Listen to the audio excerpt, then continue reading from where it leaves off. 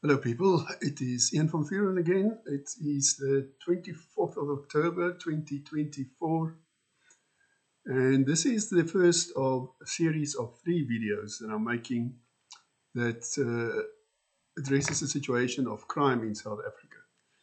Now, unlike the previous three videos or four videos, maybe this will be of more interest to the average citizen. The previous videos, as those of you who looked at them know, dealt with military intelligence and the war in Angola, amongst others. So to address this issue, the first video, it's not going to be that long, but I'm going to speak about the context, about what the situation is as far as crime is concerned at the moment in South Africa. I'm not going to address crime statistics in detail because those are in the public domain and easily accessible to everyone. The second video, so this is going to be reasonably broad, so it's got a number of contextual statements. And then the second video is going to deal with the crime risk factors. What are the specifics as far as risk factors are concerned that underpin crime in the country? And then the third video, because one doesn't just point out the problems, one also makes suggestions for improvement. And the third video will deal with my suggestions for how we can develop a new crime fighting model to address crime in the country. Now, I developed some parts of this already about 20 years ago. Let's see how that goes. But first, let's look at the context to set the scene, basically, for where we are going. Okay, so as I said, this goes about the context. Just take a mental note of that book by Barry Buzan called People, States and Fear. I'll talk about that just now.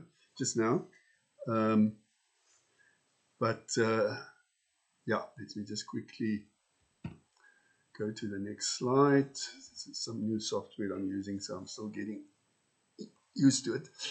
Okay, so the aim is to provide a contextual overview of the characteristics of crime in South Africa. Now, by no means do I claim that these are all the characteristics of crime. I don't even touch on the issue of the porous borders. That's such a problem. Last week I read in the newspaper somewhere that there was a parliamentary oversight committee visit to a number of jails in the country, and I can't remember which one, but this specific one had 45% of the inmates were foreigners. So, if you want to create problems for yourself by allowing people to crisscross the border as they did 30 years ago, and still to a large extent, then you must take your punishment. Now, in order to address that aim, we'll take a look at the state of crime, some numbers and prosecution success or lack of, the crime triangle, these things all are interrelated, so you have to look at a bit of criminology as well in the process. We're going to make some assumptions about the number of people fighting crime in the country. I just want to say something. This is just a random item I want to throw in, but when I joined SABRIC, South African Banking Risk Information Center, in 2002, this was my first exposure to crime intelligence, coming from mainly military intelligence background at the time. And then we'll look at some of the characteristics of the crime combating space, as I call it. Okay, so talking about the state of crime now, as I said, I don't want to delve into the numbers in a great amount of detail, but there's something like 86 murders a day now. 86 murders a day, that's a key performance indicator according to which the police or the criminal justice system in general, and understand that the criminal justice system consists of the police, the NPA, and the prison services, and of course the judicial part of it. If 86 murders a day is any measure of success, then the bottom line is it's not successful. This is once again one of the reasons why I'll video 3 speak about a new crime fighting model that's required. But let me at this stage already preempt that by making a basic statement, an hypothesis statement about my viewpoint on that. And that is, the state will say that the responsibility for fighting crime in this country is theirs constitutionally and by other laws that have been enacted. Civilians, Haasmannen, as they call us, do not have a responsibility. Now, I'm afraid that after 30 years and getting to where we did now with crime statistics, it has become clear to me at least that crime has become too much of an issue in this country to be left to the devices of the state only. It can no longer be done. I mean, when I joined SABRIC in 2002, everyone was all up in arms about the triple P, the private-public partnership in fighting crime, and how important that is. From the police side, it was just lip service. Their idea of the triple P was, you give us all the information that you have, and we will be selective in what we are going to share with you. And I mean, coming from a military intelligence background, I understand that there are certain confidentiality issues, but unfortunately, that's not good enough. So no longer can it be left to the devices of the state. We'll talk about that in video 3. As far as prosecution is concerned, another indication of where we are standing with crime in the country at the moment, I attended a presentation by the NPA, the National Prosecuting Authority, some years ago, and they spoke about the prosecution funnel. It starts at the top quite wide. These are all the crimes that have been committed, all the crimes. Then it gets narrower and narrower. Of all the crimes that have been committed, these are the criminals that are identified. These are the ones that are actually arrested. These are the ones that are successfully prosecuted. And eventually, these are the ones that are incarcerated. Now, the success rate is 7%. Well, it was then. It won't have changed much one way or the other. 7%. So the converse of that is that there's a 93% chance. If you're a criminal or a person with criminal intent, or for that matter, if you are living in a shack somewhere, and your family is dying of hunger, and there's a 93% chance that you will get away with committing a crime in order to feed them, then won't you do it? I know I would. So this is where we stand. So it's a systemic issue that we have in this country. And I will speak about that in video 2 when I speak about the risk factors. Now, the next point is the crime triangle. Now, related to this, look, I'm using the terms crime fighting and crime combating interchangeably, but actually crime fighting, the definition that we developed when I was still at SABRIC, consists of 3 things. Crime fighting consists of crime prevention. Now, I think most people intuitively understand what that means. It means visible policing, the presence of security people, crime prevention through environmental design, where you, for instance, the way that you design the building and where you plant certain types of shrubbery and stuff, as only one example, makes it more difficult for criminals to perpetrate a crime. Incidentally, when I worked on the Pearl Qatar Island in Doha, when the island was designed, they had gotten the services of a consulting company from Dubai, Olive Group, to design the security setup of the island. And that was one of the best examples I've ever seen of layered crime prevention through environmental design, yet being very unobtrusive, because the people there who live there are so rich, they don't like to have these security things in their faces. But anyhow, we can talk about that at another time. So you've got crime prevention. The second leg is crime combating, which is actually when there is a crime committed, following up, catching the criminals, etc. So I'm using crime fighting and crime combating interchangeably as meaning the same thing. It is not quite, but let's not get too much into definitional issues. And then the third leg is adjudication and punishment. So that's prosecution, the courts playing their role, and then, of course, the incarceration system and the correctional services. Now, talking about correctional services, that is a misnomer if you've ever heard one. Um, man, it takes me back. In 2005, under the auspices of the Reserve Bank, um, we developed a cash in transit countering strategy, because at that stage there was a lot of problems with cash in transit heists. And so the major banks were involved, the cash in transit companies were involved, the Reserve Bank, SABRIC, some other people probably. I still facilitated some of the work sessions. But as part of the background research that we did, one of my guys at SABRIC and I, JP, interviewed some ex-cash in transit robbers to understand a bit more about the mindset and the modus operandi. And without exception, this was their story. They all went to jail at a relatively junior age for petty crime, theft, pickpocketing, whatever. When they got there, they got introduced to the more heavy criminals, serious criminals. And then the second time after, let's say, housebreaking, armed robbery, longer sentences. But in this process, they all established their networks. And they all got to know the tricks of the trade.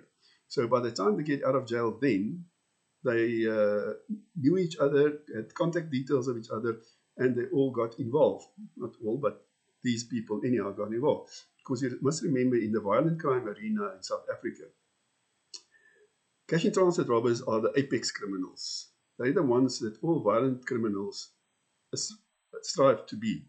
They want to be there. It's high risk, but it's high reward. So again, in the third video, I'm going to talk about that, because I'm using a case study of cash in transit robberies to illustrate the concept that I want to bring across there. So that's it. And incidentally, another aside, sorry, I tend to sidetrack myself, but as I trigger some memories, what they all said as well is that the use of muti during the perpetration of the crime, armed robbery, specific cash in transit robbery, all of them used it. They've got their sangomas that they go to, and they get the muti, and it's a bracelet and so on that they put around the ankles, arms, whatever. And they firmly believe they will not be killed. Now, this is a challenge. If you're going to fight crime or criminals like that with a predominantly Western mindset, let's say, it's very difficult, because now these people firmly believe when there is a contact, we engage with them during a cash in transit heist, that they cannot be killed. They're all armed with AK-47s, and you've got a problem here, because you're fighting people who believe they're invincible. So with the one guy, there had just been a big shoot-up between the police and a gang of these people in KZN. And there were about 6 of them lying dead there next to the road, and there was a photo taken.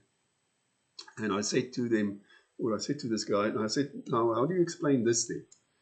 If you say that it makes you invincible? And without even batting an eyelid, he just brushes it off. He said, no, they transgress the taboos, because there's always taboos that you must not transgress. You may get hurt, you may get shot, but you won't be killed. But if you transgress the taboos, you will be killed. And these taboos are typically, I can't remember all of them. You can't have sex with a woman the evening before the perpetration of the crime. You can't eat food that's been prepared by a woman who's menstruating. And there's quite a number of them. And then they just say, those guys transgress the taboos. So it's easy as that. So how do you fight people like that? It's a challenge in South Africa.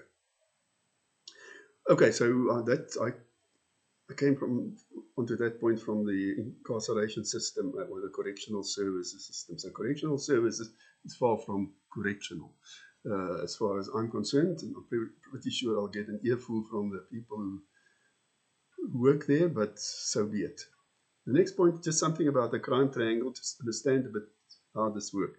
Now, for the crime to be committed in any crime situation, whether it's violent crime or commercial crime, there are 3 things that must get together in time and space. One is there must be a willing offender. There's more than enough willing offenders in South Africa. The second thing is there must be some sort of target, attractive target. If there's no target, then what's the purpose? cash in transit vehicles had no cash in them, then they wouldn't be attacked, to use a simple example. And the third is there must be a lack of a capable guardian. So either police or security or CCTV or whatever. So these things, if any of these things are not in existence, in other words, if there is a capable guardian in place, not that it is necessarily a deterrent in all cases, but generally, or if there is not a target that is attractive, or if there are no willing offenders, then crime just will not happen. So it's the victim, it's the offender, and it's the, what is the third one now? And the location or the specific target environment. Okay, so these things are also important because, again, when I speak in video 2 about the risk factors, we're going to get back to this. The next point I want to make is the number of people fighting crime in this country. Now, I have quite frankly no idea, so I made some assumptions. Remember one of my videos previously, I spoke about assumptions. There's 150,000 police officers in the country.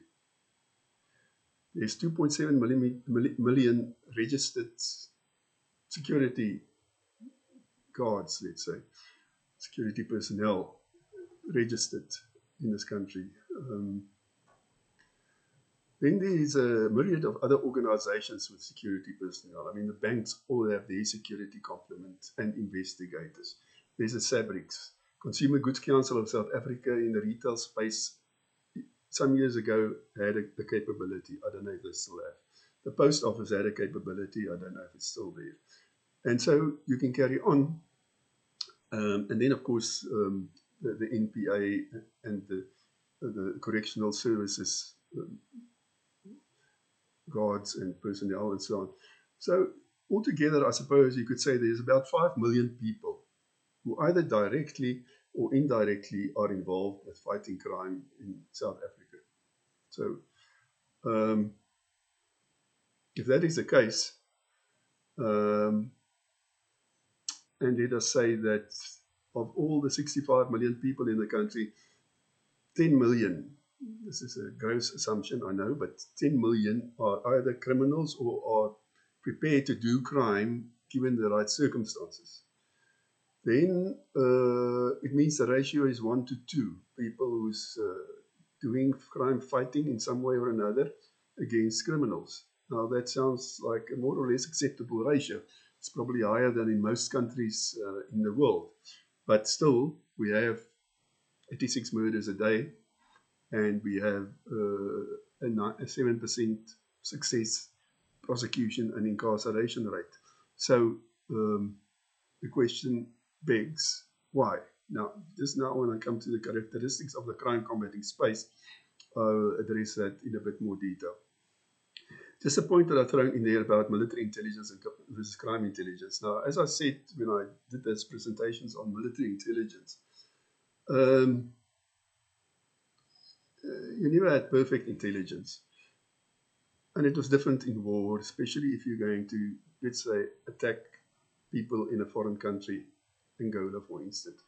So there was a decision made in the operations community that they want to attack that place or that target.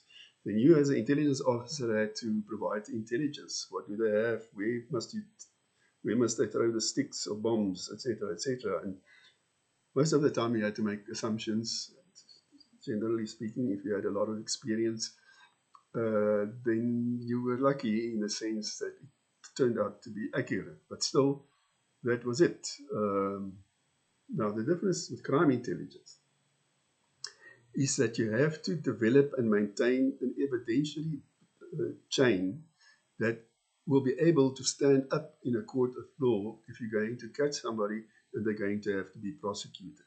It's not always. I mean, sometimes they would act, the police would act based on just some information, not intelligence that was obtained in terms of following up, going to look at a place to see if there's some nefarious activities going on or whatever. But generally speaking, you had this evidentiary burden on you that was much more onerous than, for instance, in a military environment.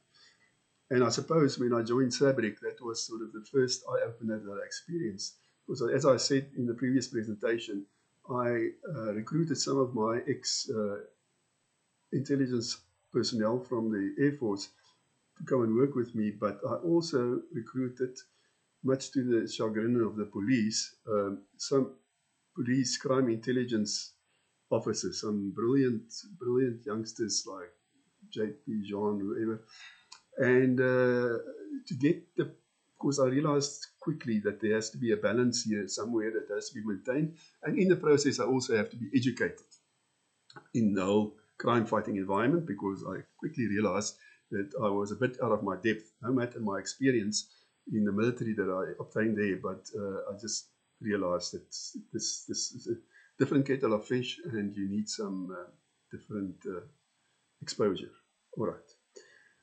Okay, let's move on to the characteristics of the crime combating space. Now, when I speak about the crime combating space, just wait a boo-boo there. Let me just do that.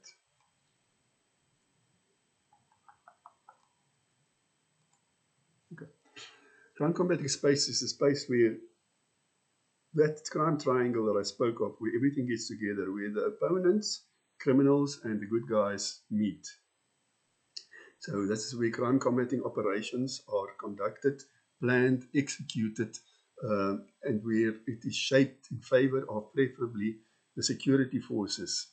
And there's many ways to do that. So it's either shaping it in terms of proper investigations, or fighting the criminals, or altering the tempo of crime combating operations. Again, in video 3, I'm going to talk about that, because we have to get inside the decision-making cycle of the criminal gangs. They're all organized. Not all, but cash in transit crime is organized, armed robbery is organized, majority of commercial crime is organized, all these hijackings and abductions of people is organized. And I mean, the police in the late 90s and the early 2000s, when they killed off the organized crime units in the police, vehemently denied crime to be organized. Now, really, I mean, I don't know if their minds have changed, but if a policeman says that to you, just give him a slap, because it's absolutely BS. Everything is organized, because South Africa, and Southern Africa for that matter, has got a criminogenic market structure. What does that mean? It means that there is supply and demand. Nobody is going to steal a bakkie, a 4x4 in South Africa, and drive it over the border, unless there's somebody who's put in an order for that type of bakkie. Okay? So it's a criminogenic market structure. This is supply and demand structure. It drives everything behind organized crime. Another example is the east coast of Africa, down Tanzania and Mozambique, where you've got cocaine, heroin, and stuff coming from Pakistan, Afghanistan, all the way down to South Africa, and from here it goes all the way up to Europe and the Americas. Nobody's going to export the stuff over there if there's no demand from there. Also, precious metals and precious stones that are coming down that area. To mention only a couple, there are other things that they smuggle as well. Everything is interrelated. These people all know each other, supply and demand. Now, national security. Yeah, sorry, the screen is a bit small for me. I earlier mentioned that book cover that I had on the front of the presentation by Barry Buzan. Now, Barry Buzan in that book, 1990, came out, made a number of interesting statements there. But the one that was particularly interesting that I've always remembered is he said there can be no talk of national security in the face of personal insecurity. Now, think about that a bit. I feel personally insecure in this country, and every person that I know also does so. Yes, we've become sort of almost blasé about it, but if you look at all the houses with electric fences around them, all the burglar bars, all the alarm systems, all the CCTV cameras, so on, then everybody is insecure. So if that is the case, then we are, as a state, there's no talk of national security. South Africa has not got a state of national security. And this is drastically important, again, when I get to video 3, because it influences a lot of things. And we all know that it influences things like foreign perceptions of South Africa and the ability or the willingness to invest in this country. It affects just about every part of our society. And it's a fundamental risk factor in terms of fighting crime. So, it sounds highfalutin up there, too strategic perhaps. It is the basis of everything that underpins our state of national insecurity. Okay, let me go and move to the next slide.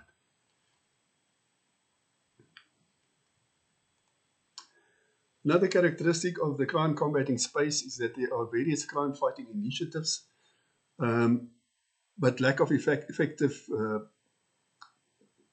sorry, I can't really see here, policy directives and associated capabilities hamper joint crime fighting. This is actually what it comes down to. So there is a lack of national situational awareness in terms of everything that's going on as far as fighting crime is concerned. The security companies are doing their thing, the CIT companies are doing their thing, the police is doing their thing, SABRIC is doing its thing, the Consumer Goods Council, whoever.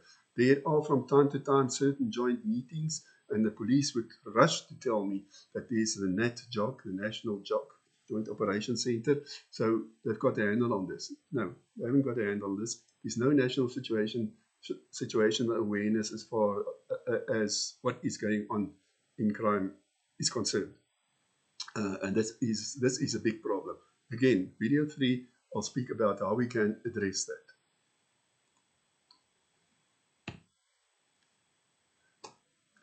So there are, and that's associated with this point, there are interoperability shortfalls that handle effective cooperation. So there's command and control system shortfalls. The police have got their system, other people have got their system.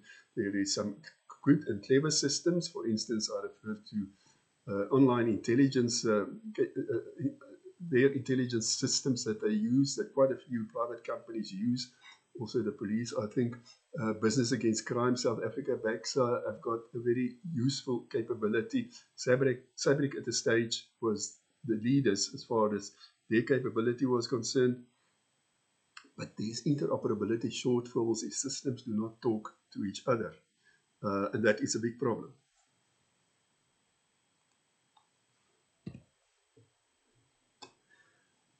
Now, as a result of that, there is limited national situational awareness about what is going on as far as crime combating is concerned. Now, the police would say, of course, there is. We release every quarter the crime statistics. Now, let me tell you, the only crime statistic that's reliable is murder. The rest is a lot of hogwash as far as I'm concerned. The hundreds of rapes, housebreakings, armed robberies maybe more or less. Definitely commercial crime is way underreported. So there's no national awareness really as to how big this problem really is. One of the reasons, not the only reason why there is this problem is, firstly, I mean, when I worked at banks at SABRIC, there was a real unwillingness to share commercial crime information because that could have been construed as competitive. So the banks didn't want Bank A didn't want the other 3 banks, for instance, to know how big their card fraud problem was, or their check fraud problem, or whatever. Now, I know that they've addressed that to a certain extent, but that's just the tip of the iceberg. I mean, there's many other levels and types of fraud that's going on in society. Cybercrime is becoming one of the major issues. Fraud in general is a problem. I mean, there's many fraudulent schemes going on. Just look at this Louis Liebenberg arrest now. The fraud, I mean, if I remember correctly, back to my studies, Definition of fraud is the deliberate misrepresentation of a fact in order to gain some pecuniary financial advantage at the expense of another party. So there is a hell of a lot of that happening. You just have to read through Facebook, people complaining how they've been defrauded by people who've taken their money and buggered off. So there isn't really an understanding how big this problem is. So you need something, a system, a capability, it's a better word than a system, because people tend to want to jump to IT systems first and foremost as a solution to everything. Now with the advent of AI, it's becoming a bit more realistic, but there is still no substitute for the capable intelligence analyst. But I was sidetracking myself again. All right, so limited national situational awareness. And I'll touch on this now. There's a lack of decision support and information management tools used jointly by the partnership, the triple P, private-public partnership. So this is one of the things that really needs addressing, because I know the PAXA system that they have at the moment, they rolled out quite a few years ago. I was quite impressed. I visited them 2 years ago. I was quite impressed with that system. Now, that system, and I just said we mustn't jump to systems for our solution, but there's merit in the fact that if these systems have proven themselves, and I know the police have bought into this, then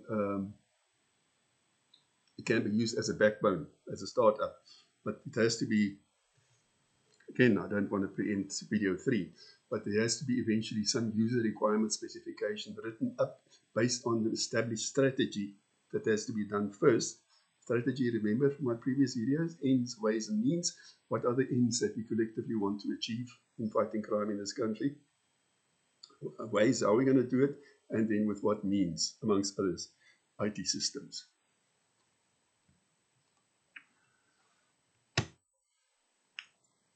So, this leads me to this thing, which on the surface of it may sound self-explanatory and, not needed to be stated. But this is a fundamental paradox of fighting crime in South Africa, that crime, and this always keeps the crime fighters and the public and businesses on the back foot.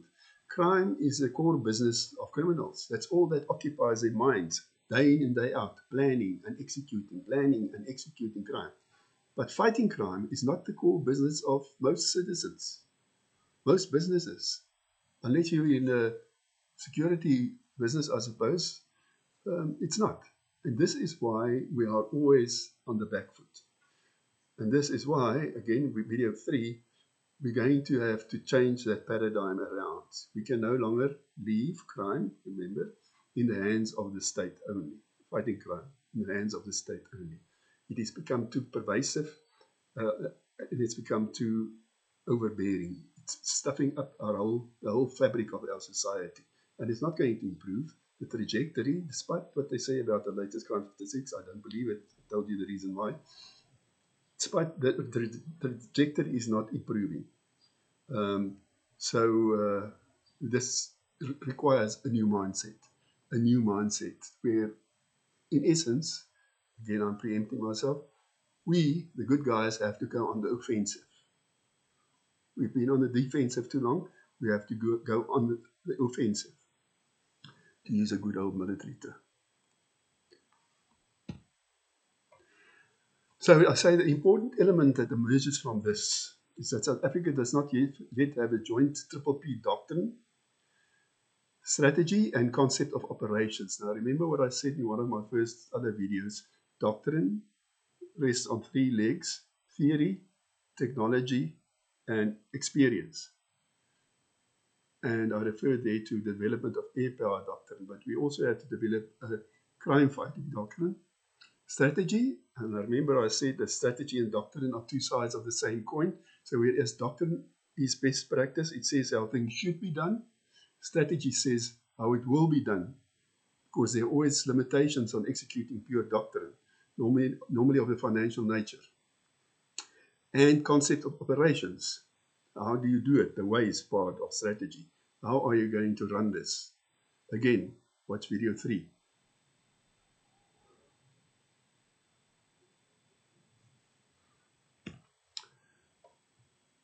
Okay, I think that is basically it as far as video number, yeah, as far as this video or this presentation is concerned. As I said, this really just sets a bit of context to what I'm going to talk about, because now we're starting broad and then we're going to go narrow into more detail all the way down, and perhaps we'll just end up a bit broadly again with certain conclusions at the end of video 3. But